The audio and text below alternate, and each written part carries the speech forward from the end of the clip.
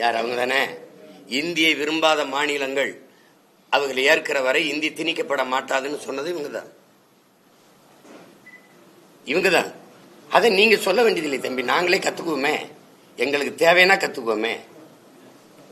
ஏதாவது ஒரு மாநிலத்தை சண்டை போட்டா ஏதாவது ஒரு மொழி அப்படிம்பீங்க.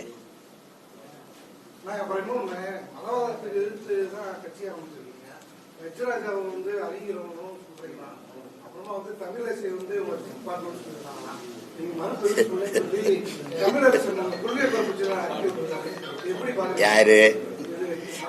அதுதான் நீங்க முழுமையா கேட்கணும், ஏதாவது சொல்லணும். இப்ப நம்ம என்ன கேட்கிறோம்னா, பிரசாந்த் கிஷோர் பாண்டே ஏன் கொண்டு வர? நீ ஆரிய எதிர்ப்பு, பிராமண எதிர்ப்பு, தம்பி என்ன கேளுங்க, நீங்க தான் கேள்வி எழுப்புனீங்க, எதிர்ப்பு உள்ளவன். இந்த பாண்டேங்கிறவர் பீகாரிய பிராமணன். நீ திராவிட அரிய நிலவுக்கரவே அவன் வந்துதான் உனக்கு வியூகம் வகுத்து தர வேண்டியது இருக்கு. எதுக்கு அவனை குட்டி வர?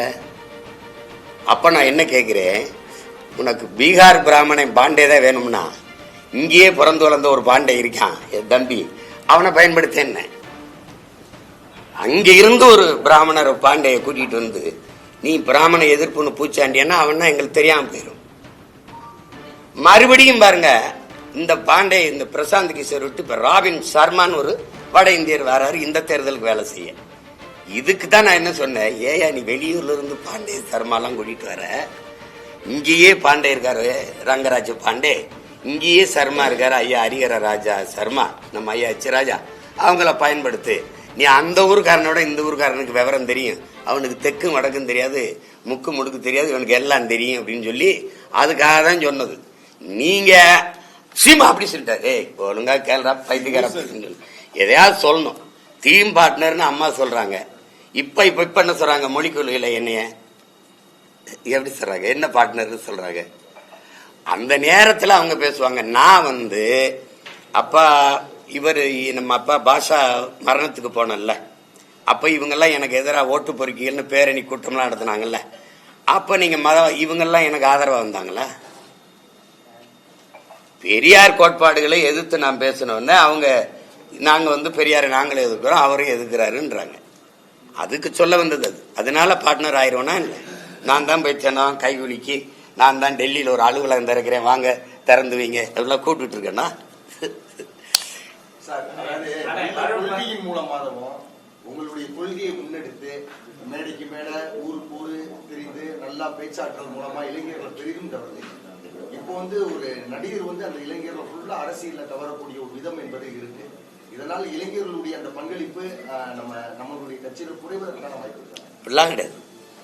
நீ ஒரு நடிகர் ஒரு நடிகருடைய ரசிகராக இருப்பவர் என்னை தேட மாட்டார்.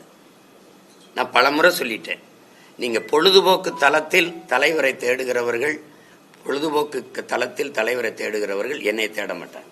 போராட்ட களத்தில் தனக்கான தலைவனை தேடுகிறவர் யாரோ அவங்க தான் என்னை தேடுவாங்க.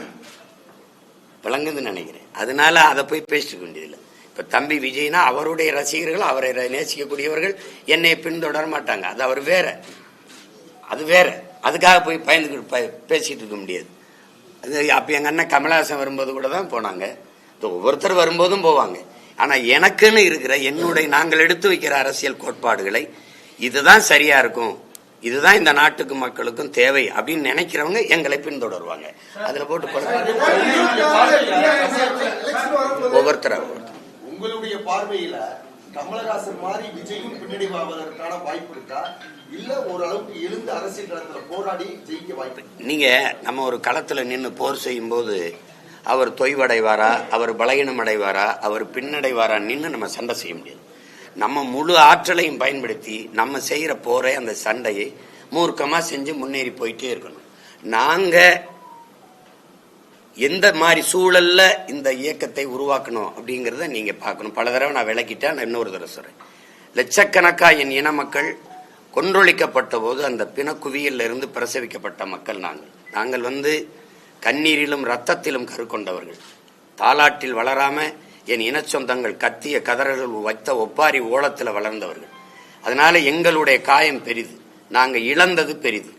கச்சத்தீவு, காவிரி நதிநீர் உரிமை, முல்லை பெரியாற்று உரிமை, எங்கள் நிலத்தின் வளங்கள் எல்லாம் களவு போய் கொண்டிருக்கிற காலகட்டத்தில் என்ன செய்யறதுன்னு தெரியாம நான் ஒரு கட்சியில் இருந்தேன், இவர் ஒரு கட்சியில் இருந்தார், இவர் ஒரு கட்சியில் இருந்தார். எல்லாம் இந்த அரசியல்கள், இந்த தலைமைகள் எங்களுக்கானது என்று நம்பி இருந்தபோது கடைசியா முற்று முழுதா கைவிடப்பட்டு ஏமாற்றப்பட்டு வீழ்த்தப்பட்ட இடத்தில் இது நமக்கான அரசியல் இல்லை.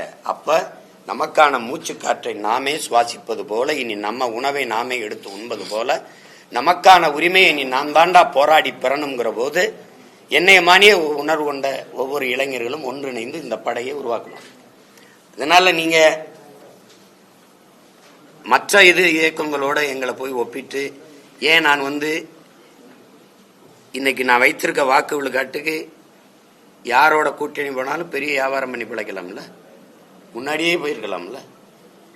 2 விழுக்காடு 1 விழுக்காடு வச்சிருக்கவங்களெல்லாம் கூட்டு கூட்டணியில சீட்டு நோட்டும் கொடுக்குற கட்சிகள் என்னை கூப்பிட்டுருக்காதா? கூப்பிட்டுருப்பாங்களா இல்லையாம்மா சொல்லுங்க. நான் போயிருக்கேனா பத்தி இல்ல. ஏன்னா நான் இந்த நோட்டுக்காக சீட்டுக்காக வந்தவன் இல்லை, இந்த நாட்டுக்காக இந்த மக்களுக்காக வந்தேன். என் முன்னோர்கள் தூக்கி சுமந்த கனவு எங்கள் கையளிக்கப்பட்டிருக்கு. என் முன்னோர்கள் இப்போ கடந்த காலங்களில் செய்த வரலாற்று தவறை நாங்கள் செய்திடக்கூடாதுன்னு நினைக்கிறோம். வந்தவங்களெல்லாம் திருப்பி திருப்பி போய் இந்த இந்திய திராவிட கட்சிகள்கிட்ட சரணடைஞ்சு மறுபடியும் ஒப்புக்கு சும்மா இந்திய எதிர்க்கிறோம், சும்மா எதிர்க்கிறோம். இதை ஒவ்வொரு கட்டம் தான் எதிர்க்கிறாங்க, ஒவ்வொரு கட்டம் தான் எதிர்க்கிறாங்க. இப்பவும் தொடருது பாருங்க. 60 வருஷம் கழிச்சு மறுபடியும் அதே நிலையில நிக்குது.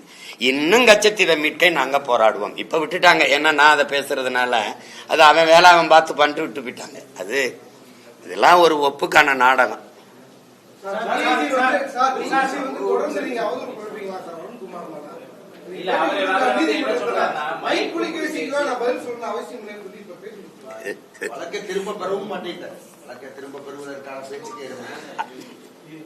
இதுவரை நல்ல கேள்வி கேட்டுட்டு இருந்தீங்க, அறிவுபூர்வமா அதை கேட்கலுங்க, மக்களுக்கு தேவையான செய்தியை கேளுங்க.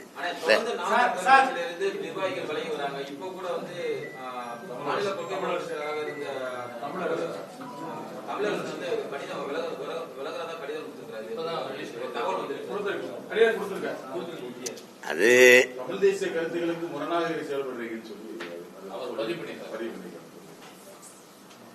அவருக்கு வேற கருத்து இருக்கலாம், அது சரி. அந்த அவர் கருத்தோட பொருத்தி போற இயக்கங்கள்ல போய் இணைஞ்சு இயங்கலாம், அது இருக்கிறது தான். நீங்க சொல்லும் பொழுது இந்த கட்சி அப்படி உருவாக்கப்பட்ட கட்சி சேர்ந்து வரவங்க அப்படிதான் வந்திருக்காங்க. அப்படியே உங்களோட விலகி போறதுக்கான காரணம் நீங்க உங்கள்ட்ட சிந்தனை சேர்த்து வராங்க. தன்முனைப்பு தான், தன்னை முன்னிறுத்திக்கிறதா. நான் தான் கட்சி, நான் தான் கட்சி. மதுரைனா நான் தான், ஈரோடுனா நான் தான், சேலம்னா நான் தான். அதாவது கட்சியில ஒரு கோட்பாடு இருக்கு. கட்சிக்காக நான், புரியுதுன்னு நினைக்கிறேன். கட்சிக்காக நான், கட்சியில் நான். அவன் தான் கட்சியில் இருக்க முடியுமே, கட்சியே நான் அப்படின்னு நினைக்கிறது கஷ்டம். அது கட்சியின் வளர்ச்சியை ஒரு நீண்ட இலக்கை நோக்கி பயணிக்கிற பயணத்திற்கு பெரிய இடையூறா, தடை கற்களா, ஆங்கிலத்தில் செக் போஸ்ட் சொல்லுமா, அது மாதிரி நின்னுகிறோம். அது கஷ்டம். அந்த மாதிரி இடங்கள்ல நம்ம வேற ஒரு வளர்ச்சிக்காக வேற ஒரு ஆட்களை எல்லாம் இணைக்கும் போது தேவையற்ற முரண்கள் வருது.